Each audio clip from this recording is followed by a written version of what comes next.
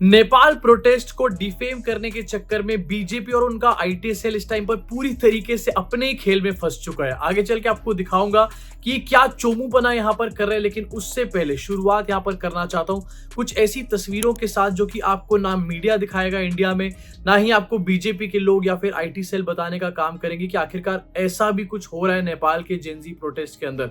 देखो, शुरुआत करना चाहता हूं, ये तस्वीर आपकी स्क्रीन के ऊपर इनको बहुत ज्यादा सर्कुलेट किया गया, नहीं दिखाया गया कि नेपाल में जो जेनजीज है वो बैंक्स को लूटने का काम कर रहे हैं। ये प्रोटेस्टर्स नहीं है, ये तो लुटेरे हैं, ये तो असामाजिक तत्व टाइप के लोग हैं। इसके अलावा एक और फोटो कल, और ये बहुत ज्यादा ट्रेंड कराई गई खासतौर बीजेपी आईटी सेल के द्वारा, कि देखो एक होटल को आग लगा दी है नेपाल में। एंड ये कैसे प्रोटेस्टर्स हैं? ये भी कोई प्रोटेस्टर्स हैं क्या? ये प्रोटेस्टर्स नहीं है, ये दंगाई लोग हैं, ऐसा दिखाने की इंडिया में कोशिश करी जा रही है। एंड इसमें आईटी सेल एक बहुत प्रोएक्टिवली रोल प्ले करने का काम कर रहा है। साथ में ये भी कहा जा रहा है कि प्रोटेस्टर्स ने इस होटल को आग लगा दी है, अब वहां पर जॉब्स जाएंगी, उसके बाद यही प्रोटेस्टर्स जॉब मांगने का काम करेंगे। कितने बेवकूफ हैं प्रोटेस्टर्स। लेकिन ये तस्वीरें जो मैं आपको अब दिखाने वाला हूँ, ये आपसे पूरी तरीके से छुपाई जा रही है, क्योंकि अगर ये तस्वीर आप लोगों ने देख ली ना, तो ये जो फर्जी नैरेटिव चल रहे हैं इस जेनजी प्रोटेस्ट के ऊपर, ये पूरी तरीके से टाई फूस हो जाएंगे। सबसे पहले आपको दिखाना चाहता हूँ आपकी स्क्रीन के ऊपर, नेपाल के प्रोटेस्ट में एक मंत्री जी हैं जो कि अपना घर छोड़ करके भाग गए। अब यहाँ पर क्या चल रहा है आपको दिखाना चाहता हूँ। यहाँ पर एक्चुअली में ये जो मंत्री जी हैं अपनी वाइफ जो कि पैरालाइज्ड है उसको घर में छोड़कर चले गए। मतलब जहां पर इतने बड़े लेवल का प्रोटेस्ट चल रहा है, एंड जहां पर पता है कि नेपो किड्स और मंत्रियों के अगेंस्ट ये प्रोटेस्ट चल रहा है, मंत्री जी खुद छोड़कर अपना घर भाग गए। एंड अपनी वाइफ जो कि एक पैरालिसिस की मरीज है उनको अपने घर में पीछे छोड़ करके चले गए। ये जरा वीडियो देखो एक बार अपनी स्क्रीन के ऊपर। ये जेनजी प्रोटेस्टर्स हैं जो कि वो मंत्री जो कि अपनी बीवी को छोड़कर चला गया है, उनकी वाइफ को हेल्प कर रहे हैं घर से बाहर निकलने में एंड सेफ जगह पर पहुंचाने में।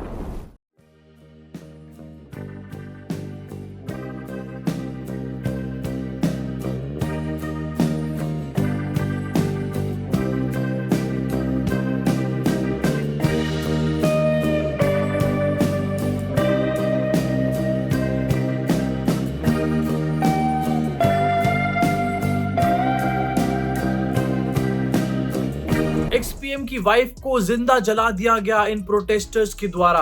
अभी उसकी सच्चाई भी आपको बताऊंगा आगे चल के, वो भी बहुत बड़ी फेक न्यूज थी। एंड उसके बाद एक और न्यूज सामने आई थी जिसको पूरी तरीके से आपसे दबा दिया गया। बट ये वीडियो जो भी मैंने आपको दिखाई, इससे आपको एक्चुअली में समझ आएगा कि वहां के जो नेता मंत्री थे वो क्या कर रहे थे, क्या इंटेंशन रख रहे थे, एंड प्रोटेस्टर्स की इंटेंशन यहाँ पर क्या है। क्लियर हो चुका है यहाँ पर। और ये एक वीडियो नहीं है, बहुत सारी लेकर के आया हूँ ऐसी, जो गोदी मीडिया आपको कभी भी नहीं दिखाने वाला। एक और वीडियो देखो अपनी स्क्रीन के ऊपर। यहाँ पर जेनजीज जो हैं प्रोटेस्ट के बाद सड़कों को साफ करने का काम कर रहे हैं। अब सोचो, जहां पर प्रोटेस्ट के बाद प्रोटेस्टर्स सड़कों को साफ करने का काम कर रहे हैं, उनको ये कहा जा रहा है कि ये प्रोटेस्टर्स नहीं है, ये दंगाई है। देखो, इस तरीके का प्रोटेस्ट इंडिया में करने की बात करी जा रही है।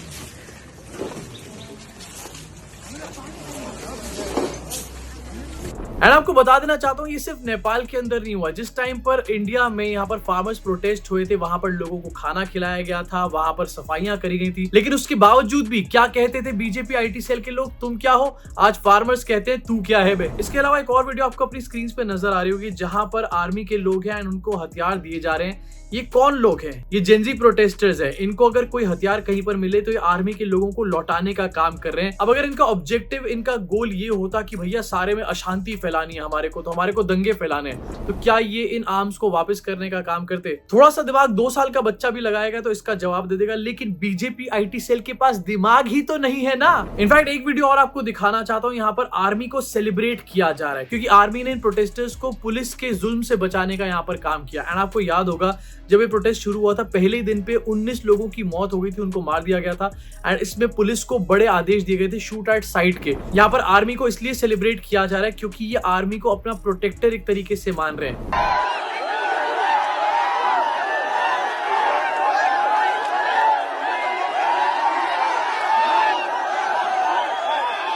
अब आप लोग पूछोगे कि अगर ये लोग आर्मी को सेलिब्रेट कर रहे हैं, सड़कें साफ कर रहे हैं, या फिर ये लोग किसी मंत्री की वाइफ को रेस्क्यू करने का काम कर रहे हैं, तो आखिरकार वो लोग कौन है जिन्होंने होटल जला दिया? तो ये न्यूज आपसे पूरी तरीके से दबाने का यहाँ पर काम किया गया, लेकिन बीबीसी के ऊपर ये न्यूज छपी है। जेनजी प्रोटेस्टर्स ने बात खुद क्लेम करी है कि इस प्रोटेस्ट को हाईजैक किया गया। बहुत सारे ऐसे लोग जो इसी पर्पज से आए थे कि वो लोग वायलेंस करें, वो लोग इस प्रोटेस्ट में घुसे और उन्होंने इस प्रोटेस्ट को हाईजैक करने का काम किया है। अब ये कोई भी हो सकते हैं, किसी और देश के हो सकते हैं, किसी और से फंडेड हो सकते हैं, किसी किसी के भी भेजे हुए ये लोग हो सकते हैं, लेकिन जेन जी प्रोटेस्टर्स यहाँ पर खुद इस बात को कंडेम करने का काम कर रहे हैं। लेकिन ये न्यूज आपसे छुपाई जा रही है जिससे कि आपके सामने नैरेटिव सेट कर दिया जाए, देखो प्रोटेस्टर्स वहां पर कितने खराब है और तुम गलती से ऐसा प्रोटेस्ट इंडिया में मत कर देना। इनफैक्ट एक और वीडियो आपको दिखाना चाहता हूँ जहां पर एक प्रोटेस्टर्स है जो कि एक दुकान को बचाने का काम कर रहे हैं उन लोगों से जो कि यहाँ पर उपद्रव मचाने के लिए आए हैं। जेएनजी को नाममा यसरी मान्छेले फाइदा उठाउँछन् है, जेएनजी को नाममा यसरी फाइदा उठाउँछ मान्छेले है।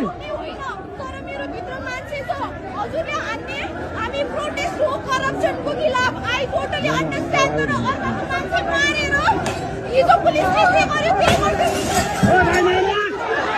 अब जरा आप खुद सोच के बताओ, ये वीडियोस आप कहीं देख रहे हो इस टाइम पर? क्या कोई भी मीडिया चैनल इस टाइप की वीडियोस आपको दिखा रहा है? होटल जलता हो तो सब लोग दिखा रहे हैं, लेकिन ये चीजें आखिरकार क्यों नहीं दिखाई जा रही कि ये लोग सफाई कर रहे हैं प्रोटेस्ट के बाद, ये लोग लोगों को रेस्क्यू कर रहे हैं प्रोटेस्ट के बाद? ये सब क्यों नहीं दिखाया जा रहा? इसका मतलब सिर्फ एक ही है कि ये जो गोदी मीडिया और बीजेपी का आईटी सेल है, ये इन प्रोटेस्टर्स को लेकर फेक नैरेटिव इंडिया में सेट करना चाहता है, जिससे कि तुम गलती से भी सवाल ना पूछ लो भैया मोदी जी से। इनफैक्ट आपको दिखाना चाहता हूँ आपकी स्क्रीन के ऊपर, ये भी एक फेक न्यूज थी कि एक एक्स पीएम की वाइफ को जिंदा जला दिया गया और वो तो भैया मर गई है। ये न्यूज निकल के सामने है नेपाली मीडिया से कि वो अभी अलाइव हैं और इस टाइम पर रिकवर कर रही हैं। सोचो, इंडियन मीडिया ने और एनडीटीवी ने मार दिया था भैया इनको, लेकिन वो वहां पर रिकवर कर रही हैं। इससे समझ जाओ कि तुम्हारे साथ क्या यहाँ पर खेल चल रहा है। अब देखो, एक तरफ खुलेआम ये कहा जा रहा है कि देखो इंडिया में जो लोग ऐसे प्रोटेस्ट की बात कर रहे हैं वो कितने असामाजिक तत्व हैं और वो भी इंडिया में वायलेंस फैलाना चाहते हैं।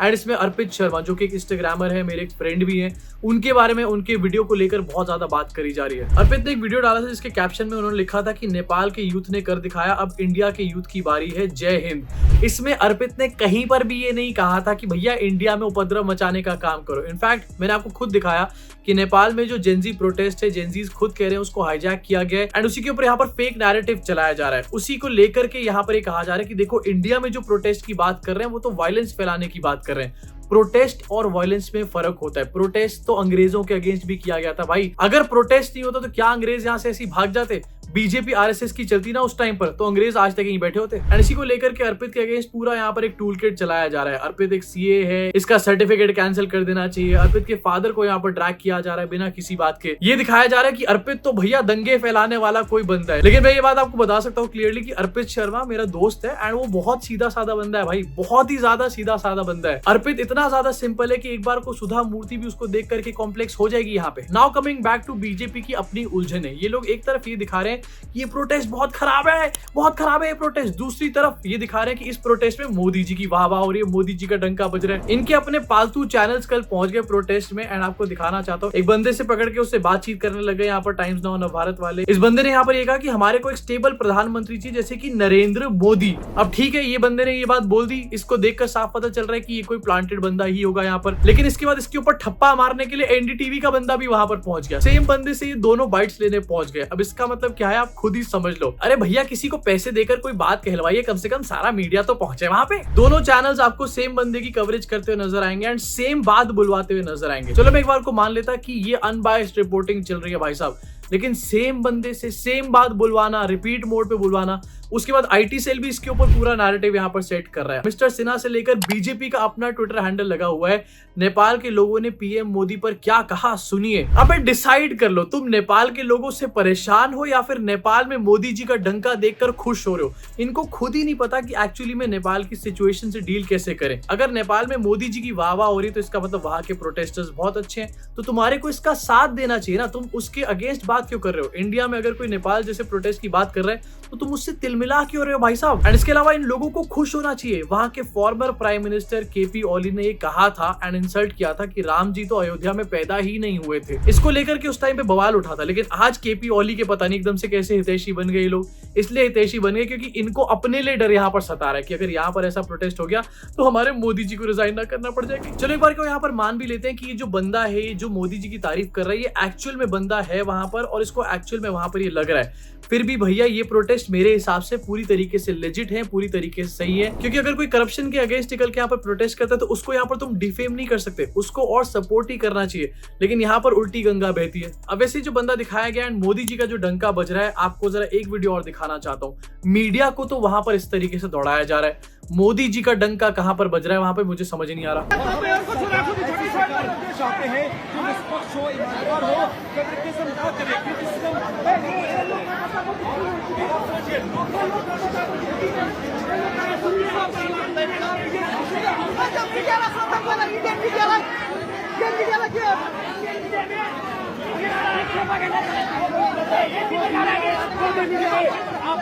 TV9 भारतवर्ष वाले ग्राउंड रिपोर्टिंग वहां पर जाकर करें एंड वहां के लोगों को भी पता है कि इंडियन मीडिया कितनी बड़ी दलाल, कितनी बड़ी पेड मीडिया है, उनको वहां पर भी कॉल आउट करने का काम किया जा रहा है। एंड इसी बात की यहाँ पर इनको टीस से उठ रही है कि वहां के मीडिया को भी कॉल आउट किया जा रहा है, इंडियन मीडिया को भी कॉल आउट किया जा रहा है एंड कहीं सेम चीज इंडिया में रेजोनेट ना होने लग जाए। भैया आखिरकार कहाँ जाएंगी अंजना दीदी? अब तो यूट्यूब पे भी चैनल बनाने को बहुत लेट हो गया है इनका। वैसे इसी के साथ आपको बताना चाहता हूँ बदलाव इस टाइम पर पूरी तरीके से हो चुका है, वहां पर नया फेस सामने आ चुकी है एंड ये है सुशीला कार्की। कौन है सुशीला कार्की?